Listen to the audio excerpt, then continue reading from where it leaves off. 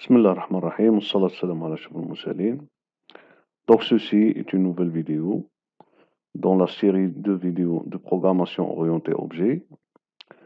Et cette fois-ci, c'est la modélisation orientée objet.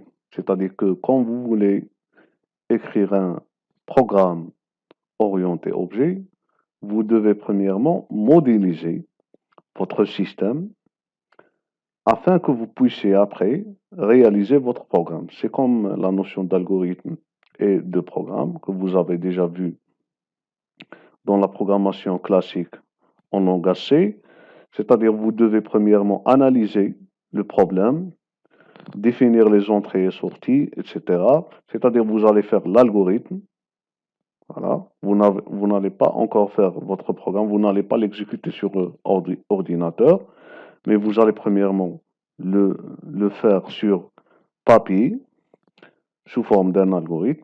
Et ensuite, quand vous dites que vraiment ça, c'est un bon raisonnement, ça, c'est une bonne logique de résoudre le problème, on peut passer maintenant à la programmation en utilisant le langage C. C'est un petit peu le même principe, mais cette fois-ci, c'est tout un système, parce que l'orienté objet, il est utilisé pour programmer et modéliser des systèmes, du plus simple au plus complexe. Donc, vous devez premièrement modéliser votre système en utilisant la modélisation orientée objet. Et ensuite, le modèle que vous avez entre vos mains, vous allez, c'est-à-dire s'il représente bien sûr, le système, vous devez le vérifier premièrement.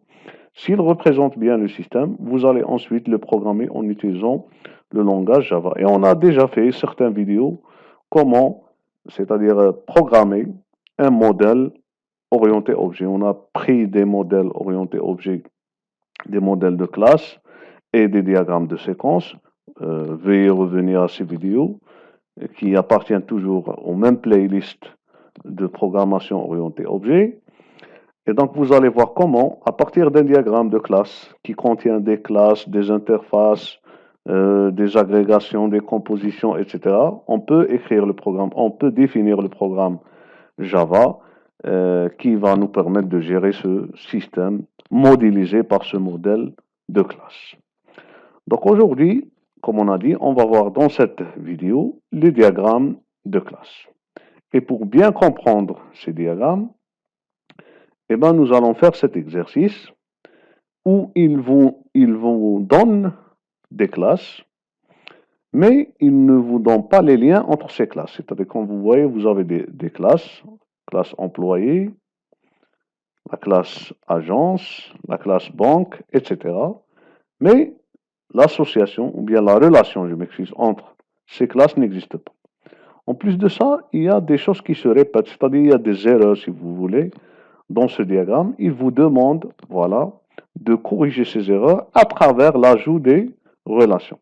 Parce que ces erreurs existent parce que on n'a pas fait de relations, tout simplement. On doit ajouter des relations pour éliminer ces répétitions, ces erreurs de répétition. Donc il vous dit, une première analyse a conduit à établir les classes ci-dessous pour l'organisation des banques d'un consortium. Donc nous avons plusieurs banques d'un consortium.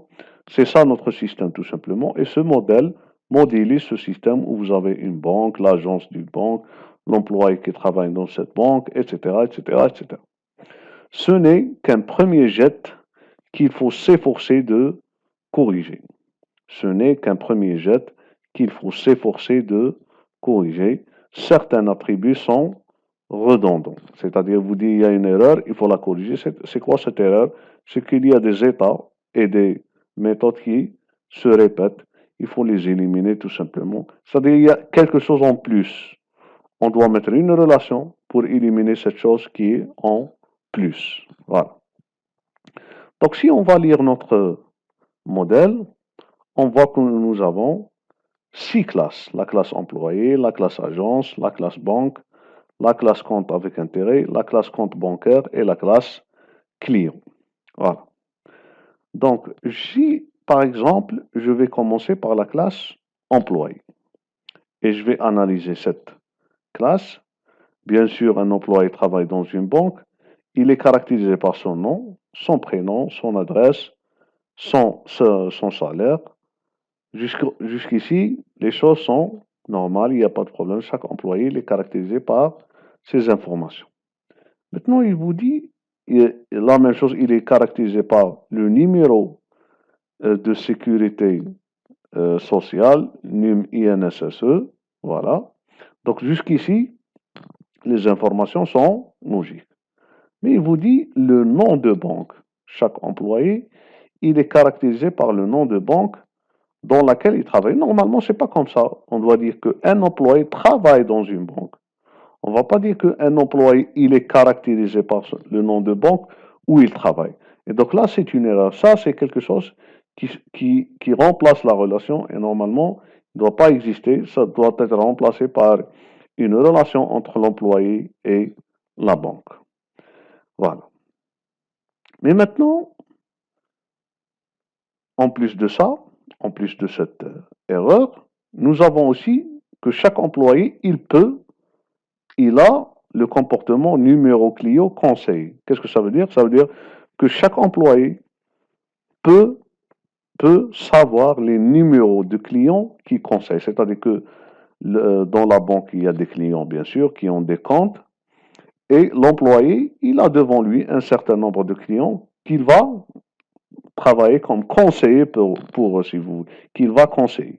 Et donc là aussi, c'est un problème. Pourquoi?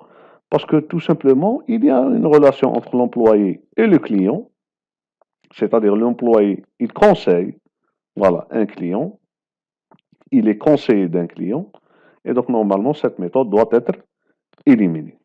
Elle doit être éliminée. Donc si on va bien, on peut dire que dans la classe employé, on doit éliminer le nom de banque et on doit éliminer le numéro de client conseiller, puisque normalement, il y a une relation entre l'employé et la banque, et il y a une relation entre l'employé et le client. C'est ça qui représente la relation. Ce n'est pas la méthode numéro de client conseil et ce n'est pas l'état nom de banque. On doit les éliminer, voilà, pour donner la chance à la relation qui existe entre l'employé et la banque et l'employé et le client. Donc, si on va voir la solution, voilà, regardez, le client, il est là.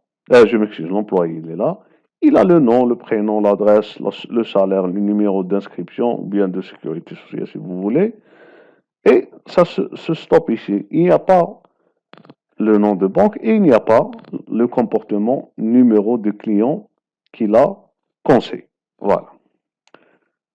Maintenant, regardez ce qu'ils ont fait aussi dans la solution. Il vous dit que chaque employé, il a le rôle d'un conseiller, regardez, d'un conseiller par rapport à un client. C'est-à-dire chaque employé conseille un client. Chaque employé conseille un client. Maintenant, est-ce que c'est un client ou bien plusieurs clients? Donc là, dans l'association qu'on a devant nous, il y en a plusieurs. Vous avez le étoile ici, c'est-à-dire que chaque employé, il joue le rôle d'un conseiller pour plusieurs clients.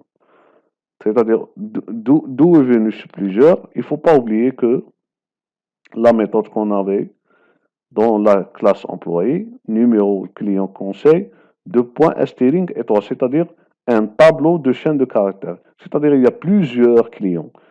Voilà, chaque employé, il peut conseiller plusieurs clients. Voilà. Et donc devant nous, nous avons chaque employé joue le rôle d'un conseiller pour plusieurs clients. Maintenant, d'autres gens peuvent faire chaque employé conseille plusieurs clients. Donc vous dites conseille plusieurs clients, ou bien vous pouvez dire il joue le rôle d'un conseiller pour plusieurs clients. Voilà.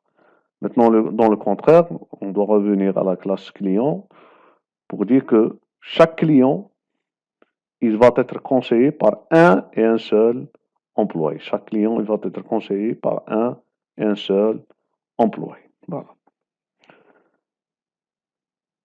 Voilà. Donc, si vous voulez, on va le faire sur Paint. Voilà. Voilà, Paint.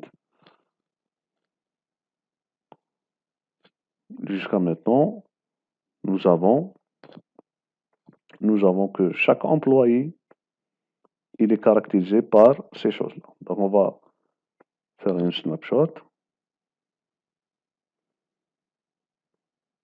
Voilà.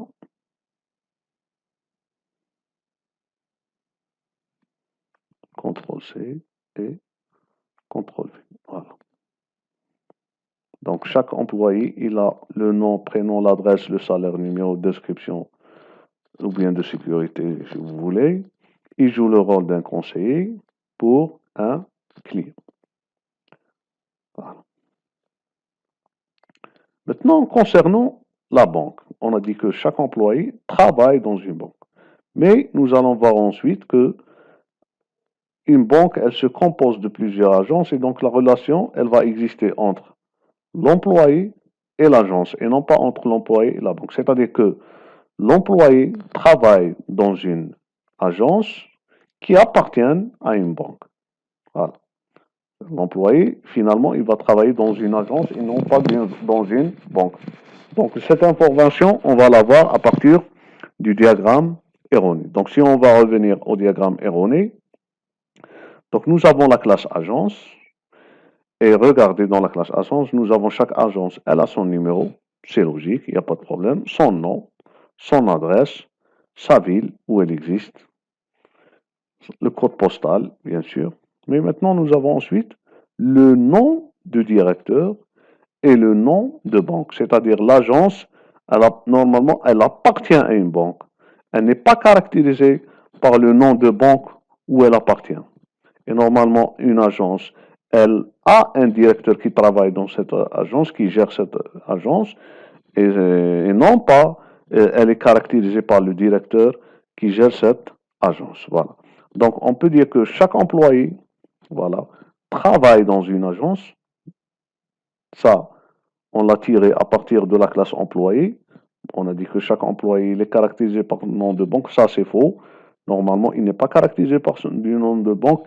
Il doit travailler dans une banque, mais on a dit qu'il doit travailler dans une agence qui appartient à une banque. C'est-à-dire, on va éliminer le nom de banque à partir des attributs ou bien des états de la classe employé, et on va l'éliminer en plus dans la classe agence. Pourquoi? Parce que dans la classe employé, cet état il va être remplacé par la relation qui dit que chaque employé travaille dans une agence, et on va l'éliminer ici, nom de banque à partir de l'agence, parce qu'il va être remplacé par une autre relation qui dit qu'une agence appartient à une banque. Voilà, donc ces deux états, ils vont être éliminés à partir de la classe agence. Et en plus de ça, il faut bien voir que nous avons ici nom du directeur.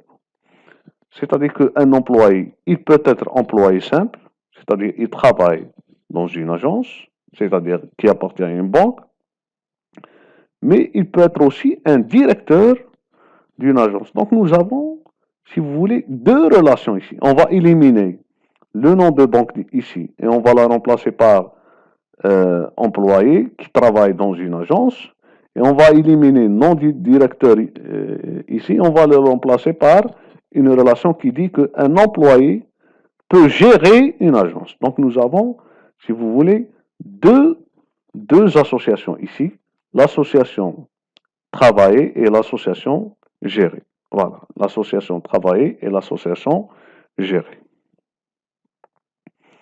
Voilà, donc si on va aller vers notre solution, voici l'agence.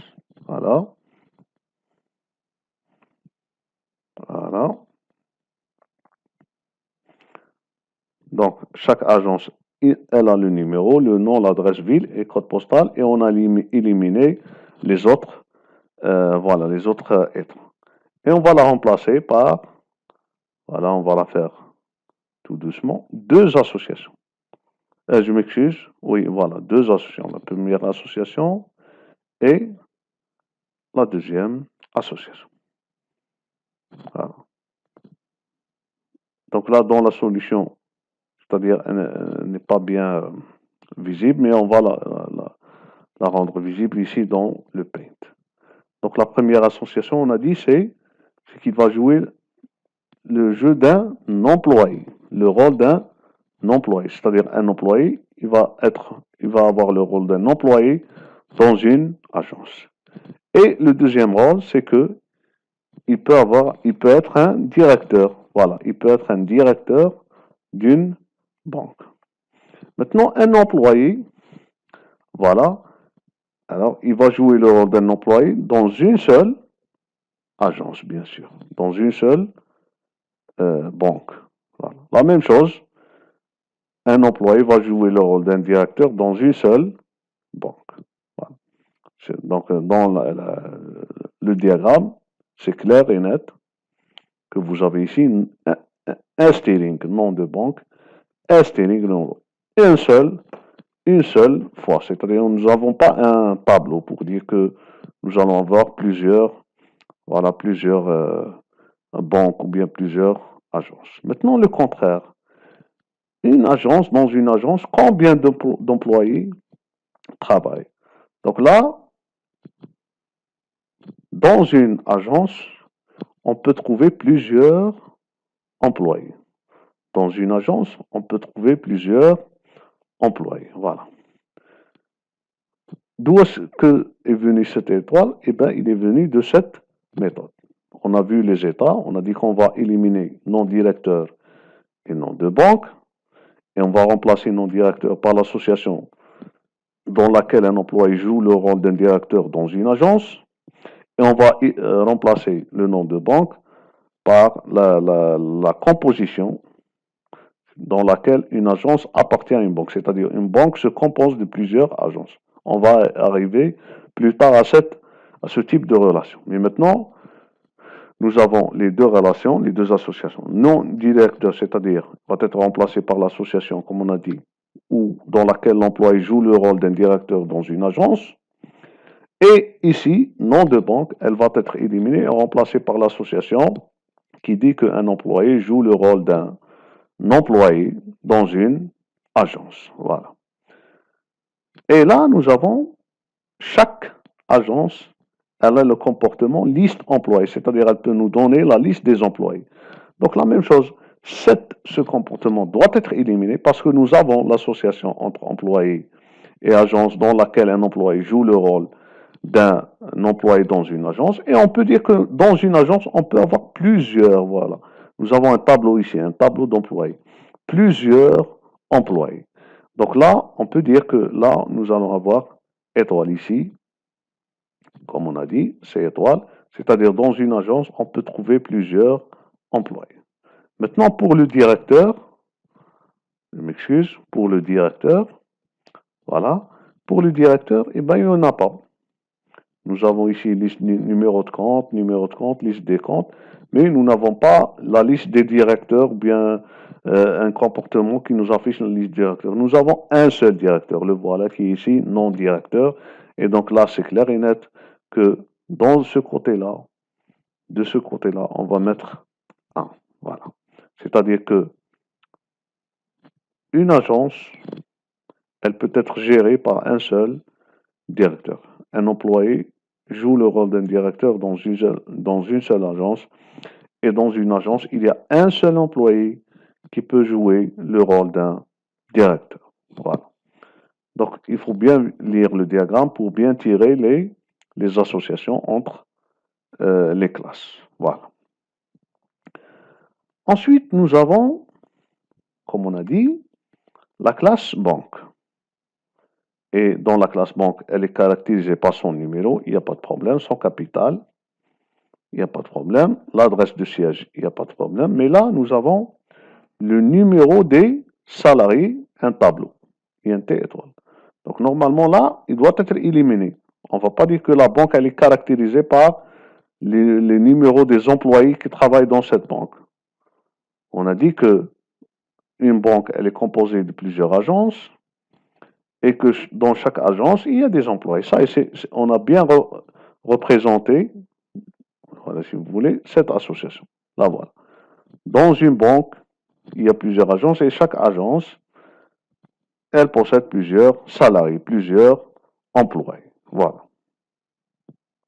Et donc, on va éliminer cet état qui est là, numéro de salarié, à partir de la classe banque. Ensuite, nous avons ville-agence. Donc, là, vous avez un tableau de chaîne de caractères. Là, ça veut dire que, tout simplement, une banque, elle est composée de plusieurs agences. Une banque, elle est composée de plusieurs agences. Donc, on va éliminer cet état et on va la remplacer par une relation de composition dans laquelle une banque, elle est, voilà, elle est composée de plusieurs agences. Donc, une composition, c'est une relation de tout parti. C'est-à-dire qu'il y a une classe tout, c'est la banque. Il y a une classe partie, c'est l'agence. C'est-à-dire que la banque, elle est composée de plusieurs agences, si vous voulez. Voilà. Donc, comment on représente cette composition? Donc là, voilà. On va la représenter de cette manière. Voilà, CTRL-C. Et là, on va faire CTRL-V. On va la mettre ici. Espérons que ça va nous aider. Voilà, un petit peu. Voilà. C'est bien. Donc, une banque, elle est composée. Regardez le signe de composition. C'est un losange rempli de plusieurs agences. De plusieurs agences. Voilà. De plusieurs agences. Maintenant, une agence, elle appartient à une et une seule banque. Pourquoi? Parce que on revient toujours à notre diagramme et nous avons dans une agence, elle est caractérisée par le nom de banque, une seule banque. Donc, elle a été éliminée et remplacée par la relation de composition dans laquelle une banque se compose de plusieurs agences et une agence appartient à une seule banque. Voilà, à une seule banque. Maintenant, on va voir les trois méthodes qui sont ici dans la classe agent. C'est-à-dire que nous sommes en train d'analyser le diagramme. C'est un premier pas qu'ils ont fait. C'est-à-dire qu'ils ont essayé de voir qu'est-ce qu'il y a dans ce consortium de banques. Ils ont vu l'agence, les agences, la banque, les employés, etc. Mais ils ont écrit ça sous forme d'attributs et de comportements afin que nous allons le corriger en introduisant les associations et les relations. Donc, nous sommes en train de lire le diagramme et de corriger tout simplement, d'éliminer ce qui est en plus. Voilà. Donc là, nous avons chaque agence, elle a le comportement numéro compte avec intérêt, numéro compte sans intérêt et la liste des comptes. Et là, vous avez deux points d'interrogation. Ça, c'est interdit, bien sûr, en programmation orientée objet. Il n'y a pas quelque chose comme ça. Vous devez donner le type retourné. Vous devez le donner. Mais comment on va le programmer si on ne va pas donner le type retourné de cette méthode? Donc, on peut dire que cette méthode, elle est éliminée parce qu'elle est mal écrite, tout simplement. Voilà. Maintenant, nous avons numéro de compte avec intérêt, numéro de compte sans intérêt. Et bien, tout simplement, dans une agence, il y a des comptes. Voilà. Et on peut avoir la liste des comptes avec intérêt et la liste des comptes sans intérêt. C'est-à-dire qu'il y a des comptes avec intérêt, il y a des comptes sans intérêt. Voilà. Il y a des comptes avec intérêt, il y a des comptes sans intérêt. C'est-à-dire les comptes bancaires, il y en a de deux types. Il y a les comptes sans intérêt et il y a un cas spécial de compte qu'on appelle compte avec intérêt. Donc, là aussi, c'est la même chose. On va éliminer ces deux comportements, nom de compte avec intérêt et nom de compte sans intérêt, et la liste des employés, des comptes, je m'excuse, et on va la remplacer par une association entre l'agence et compte bancaire et une autre association entre l'agence et compte avec intérêt. Donc nous avons éliminé cette première méthode, numéro compte avec intérêt, et on va la remplacer par l'association entre agence et compte avec intérêt. Voilà. C'est-à-dire ça, c'est en plus. Cette méthode, elle est en plus. Normalement, il y a une association entre l'agence et compte avec intérêt. Là aussi, la même chose. Liste des comptes sans intérêt et liste des comptes, on va les éliminer et on va les remplacer par l'association entre l'agence et compte bancaire. Voilà. Donc tout ça, tous ces comportements vont être éliminés et vont être remplacés par des associations. Donc tout ça pour vous dire, il faut faire attention lorsque vous voulez définir une classe. Vous devez être, euh, c'est-à-dire sûr que cet état, il, il caractérise vraiment, il caractérise la classe. Ça ne doit pas être quelque chose en plus.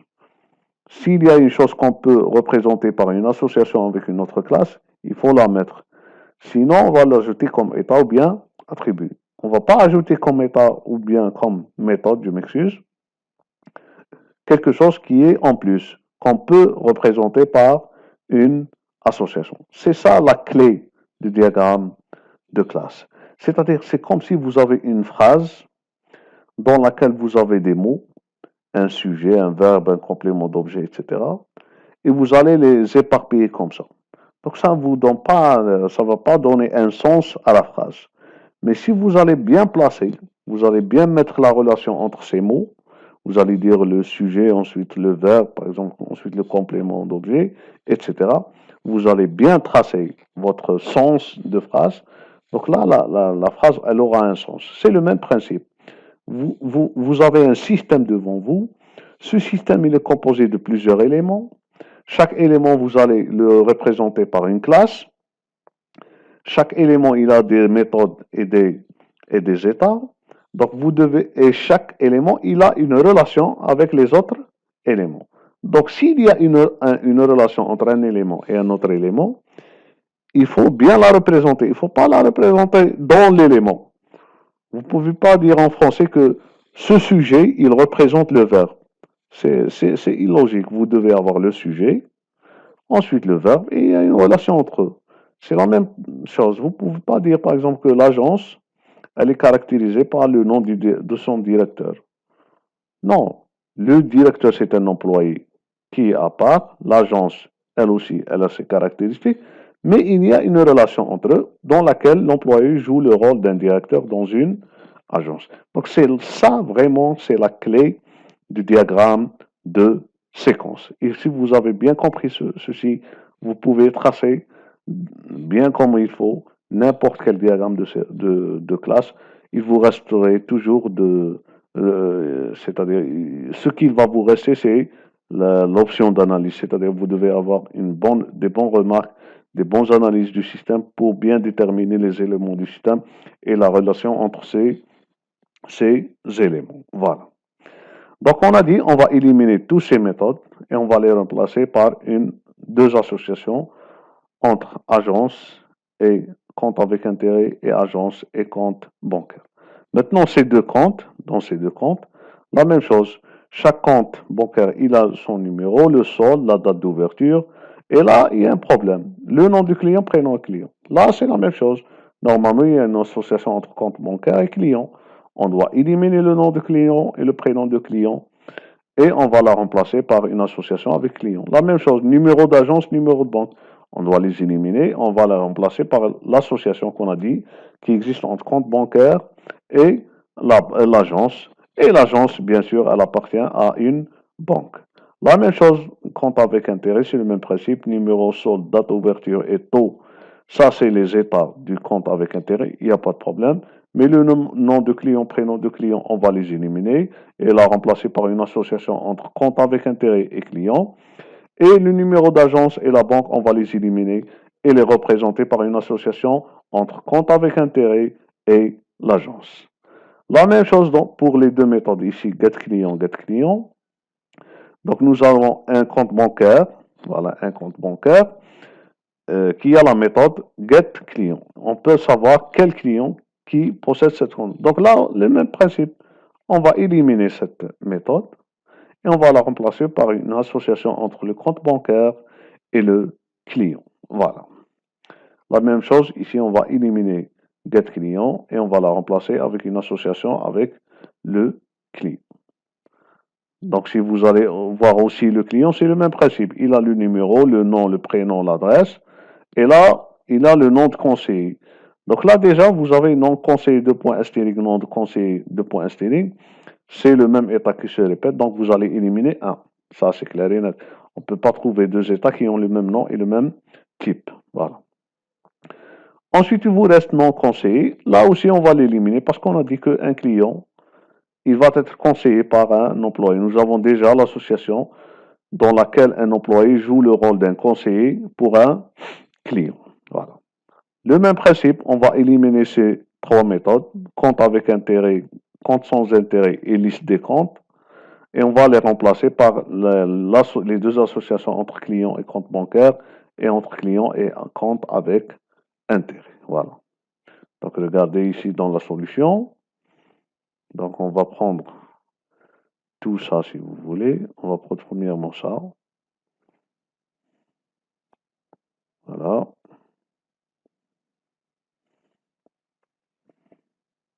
Espérons que ça ne va pas nous déranger. Ah, ça nous dérange. Donc on va le prendre en utilisant l'option de sélection. Voilà. Ah, c'est pas comme ça. Voilà. Voilà. Bon, on est allé trop loin. C'est pas grave. Voilà. Et donc là, c'est le même principe. Nous n'avons pas bien. Donc on va faire ça. On va la prendre d'ici. Ah, je m'excuse, je ne suis pas un bon dessinateur. Je ne dessine pas bien. Et la souris, ça me dérange. Voilà. Voilà. Mhm. On va répéter. Voilà. Voilà. On va aller doucement. Voilà. Et voilà, normalement, ça doit marcher maintenant. C'est bien. Mais on va ajouter bien sûr une ligne pour dire que ça c'est avec l'agence. La même chose ici. C'est avec. Ou bien, je m'excuse, c'est pas comme ça. C'est pas, on n'a pas encore arrivé à ce stade. On va éliminer ça. Voilà. On va revenir à la sélection. On va éliminer ces deux-là. Voilà. Et on va en parler premièrement des comptes bancaires. Donc nous avons le compte bancaire. Voilà. Et le client. Donc un client, il peut avoir plusieurs comptes bancaires. Donc si on va revenir à notre premier diagramme. Voilà. Donc un client, vous avez ici la méthode compte avec intérêt, un tableau de chaîne de caractères, un tableau de chaîne de caractères avec intérêt et sans intérêt et la liste des comptes. Donc là, c'est un client peut avoir plusieurs comptes bancaires et un client peut avoir plusieurs comptes avec intérêt. Maintenant, le contraire, il vous dit qu'un compte bancaire peut être eu par un ou deux clients au maximum. Donc là, il n'y a pas quelque chose dans le, le diagramme qui nous dit c'est deux. Donc ça, dans ces cas-là, on va faire entrer la réalité ou bien la logique. C'est-à-dire qu'un compte bancaire dans certains pays, il peut être eu par deux clients au maximum. Peut-être le client est une autre personne qui va qui a le permis de ce client pour avoir ce compte, si vous voulez. Et peut-être dans d'autres pays, vous allez faire un seulement pour dire que un compte bancaire ne peut être acquis que par un seul client. Donc là, c'est la réalité et la logique, ce n'est pas le diagramme tout simplement. Voilà. Ensuite, on a dit que donc chaque compte bancaire, on a bien représenté la relation entre chaque compte bancaire et le client. Maintenant, entre le compte bancaire et l'agence, on a dit qu'on va éliminer tous ces méthodes et on va les remplacer par des associations. Voilà. Donc voilà, on va essayer la même chose de prendre cette association comme ça, CTRL C, Et on va la mettre ici. Je ne sais pas si ça va marcher, non, c'est trop loin. Donc on va dire que tout simplement, on va la faire tout simplement, on va la tracer nous-mêmes. Nous avons une association là, et nous avons une autre association ici. Voilà. Et nous avons ici 1. Voilà, là c'est 1. Pourquoi c'est 1? Parce que un compte bancaire existe dans une seule agence. La même chose, un compte bancaire avec intérêt, il existe dans une seule agence. Donc si on va revenir à notre diagramme, voilà, il y a une seule agence, numéro agence. Là aussi, numéro agence. Voilà. Et le contraire, maintenant, une agence par rapport au compte bancaire. Donc là, vous avez plusieurs. Donc on a dit dans une agence, on peut avoir plusieurs comptes bancaires et plusieurs comptes bancaires sans intérêt. Donc si on va revenir à notre modèle, le même principe. Vous voyez, là dans l'agence, nous avons tableau de chaîne de caractères. Les numéros de compte avec intérêt, tableau de chaîne de caractères, le numéro de compte sans intérêt, tableau de chaîne de caractères. Donc vous allez avoir plusieurs. Voilà, vous allez avoir plusieurs. Voilà. Et il nous reste le client, comme on a dit, on a éliminé tous les autres méthodes et états, il faut bien mentionner. On a laissé le numéro, le nom, le prénom et l'adresse. Voilà. Et normalement, ça a bien fini. Voilà. C'est bien. On a terminé pour le moment la première partie de cet exercice. Maintenant, je vais éliminer ce qu'on a tracé ici, premièrement. Maintenant, devant nous, il y a un diagramme correct, c'est-à-dire un employé joue le rôle d'un employé dans une agence. Dans une agence, je peux trouver plusieurs employés. Dans une agence, je peux trouver un seul directeur, c'est-à-dire l'employé peut jouer le rôle d'un directeur dans une agence. Ça, c'est clair, ça, c'est juste. Il y a une association, il y a une relation. Mais si vous allez dire qu'un employé est caractérisé par le nom de son directeur, et bien là, vous avez débordé de la logique, des choses, de la réalité. Un système, c'est un ensemble d'éléments qui sont en relation. Ce n'est pas un ensemble d'éléments qui ne sont pas en relation. C'est-à-dire chacun, il est indépendant. Non. Une phrase, c'est un ensemble de mots qui sont en relation pour donner une sens à cette phrase. C'est le même principe. Voilà. Maintenant, si je remarque bien ici, dans la deuxième partie de cet exercice, il vous dit, essayez de raffiner en plus ce diagramme si vous allez voir des choses que vous pouvez raffiner, que vous pouvez voilà, simplifier. Donc je remarque que le client et l'employé, ils ont un nom, un prénom et une adresse. La même chose. Nom, prénom, adresse. Donc je peux dire que un employé et le client partagent les mêmes états. C'est-à-dire, je peux ajouter une autre classe qui va être une super classe qu'on va appeler par exemple personne, qui a un nom, prénom et adresse, et le client et l'employé vont hériter de cette classe. Et donc on a raffiné en plus notre diagramme avec une relation de généralisation, c'est-à-dire une relation d'héritage. Voilà. Et donc si on va aller dans notre diagramme, voilà, donc nous pouvons dire que nous pouvons avoir la classe personne qui est ici, voilà, la classe personne. Je vais la mettre ici. Et on va éliminer le nom. Voilà, le nom, le prénom et l'adresse du client et le nom, le prénom et l'adresse à partir de l'employé. Et je vais la remplacer par une association, une relation d'héritage. Je vais commencer par l'employé, parce qu'il est trop loin. Voilà, je vais dire comme ça. Je suis pas un bon traceur, je m'excuse, un bon dessinateur.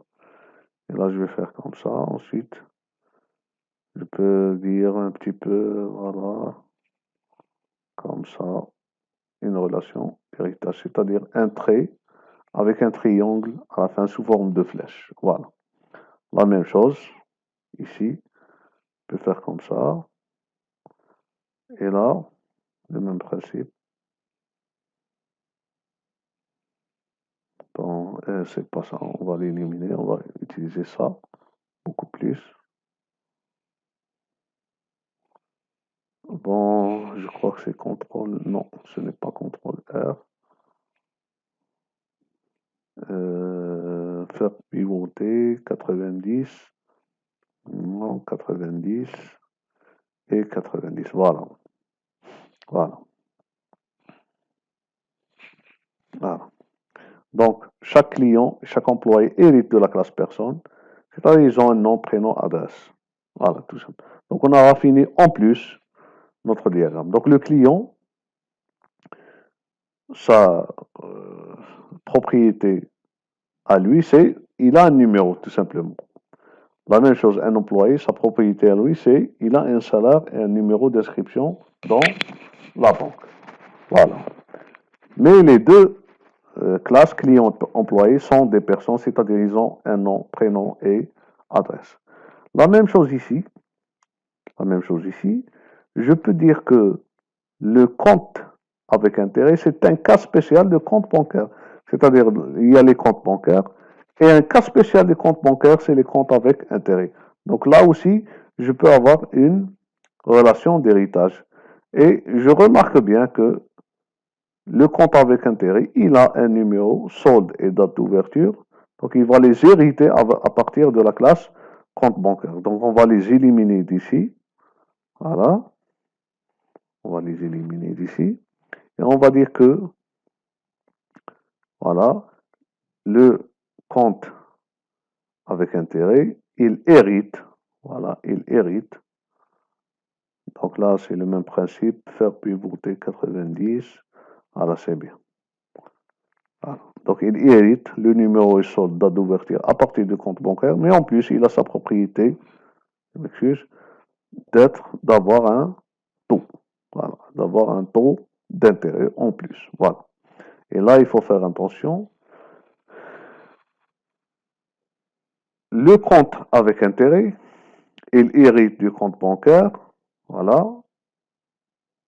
mais il a sa propriété en plus qui est le taux. Voilà. Le même principe. Le client hérite de la personne, mais il a une propriété en plus du numéro. C'est-à-dire que vous allez mettre seulement les choses qui sont en commun. Vous n'allez pas ajouter les choses qui sont propres à chaque classe. Voilà. Donc on va voir la solution. Donc regardez ici, une autre remarque, c'est que le compte avec intérêt, il hérite du compte bancaire et le compte bancaire, lui, il a une relation avec le client et l'agence. Donc on va éliminer la relation qui existait entre client et compte avec intérêt et entre compte avec intérêt et agence. C'est-à-dire on va éliminer, voilà, on va éliminer cette association. Voilà. Voilà.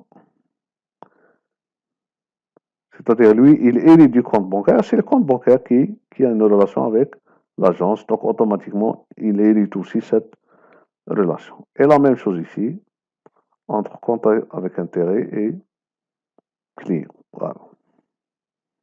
C'est bien. Donc, on a raffiné en plus notre système. Notre système est plus visible maintenant. Il est plus descriptif. Il décrit bien la réalité et ce système de consortium de banques. Donc, vous pouvez dire que vous avez appris aujourd'hui que dans un diagramme de classe, j'ai des classes, j'ai des éléments qui sont des classes, et j'ai des relations entre ces classes. Parfois, c'est des associations, parfois, c'est des compositions et des agrégations. Veuillez revenir à, à la vidéo d'agrégation de composition et de classe d'association qu'on a déjà réalisée dans ce playlist. Et on peut avoir parfois des relations de généralisation, c'est-à-dire d'héritage, où une classe est un cas général d'un autre d'une autre classe. Voilà. Donc, il faut bien choisir les états et les comportements. Il ne faut pas ajouter des états en plus. Il ne faut pas ajouter des méthodes en plus. Si vous avez une relation, il faut la représenter par une relation et non pas par un état ou bien une méthode. Voilà. Donc, j'espère que vous avez bien suivi cette vidéo de diagramme de classe et vous avez bien tiré les notions essentielles du diagramme de classe. On voulait vous permettre de bien voir quels sont les éléments d'un diagramme de classe. Je vous donne toujours l'exemple. Un diagramme de classe, c'est une phrase dans laquelle il y a des mots qui peuvent être des sujets, des verbes, des compléments d'objets. Dans un diagramme de classe, les mots sont des classes, des interfaces. C'est ça ce qu'on a vu jusqu'à maintenant dans les diagrammes de classe. Ou bien on a des classes, ou bien on a des interfaces. Et il y a des relations entre les mots pour donner un sens à la phrase. La même chose, il y a une relation entre les classes, les différentes classes et les interfaces pour donner un sens au diagramme de cette classe, c'est-à-dire pour qu'il représente bien le système. Voilà, pour qu'il représente bien le système. Donc j'espère que vous avez bien suivi notre vidéo et on va se voir, Inch'Allah, dans une prochaine vidéo de programmation orientée objet.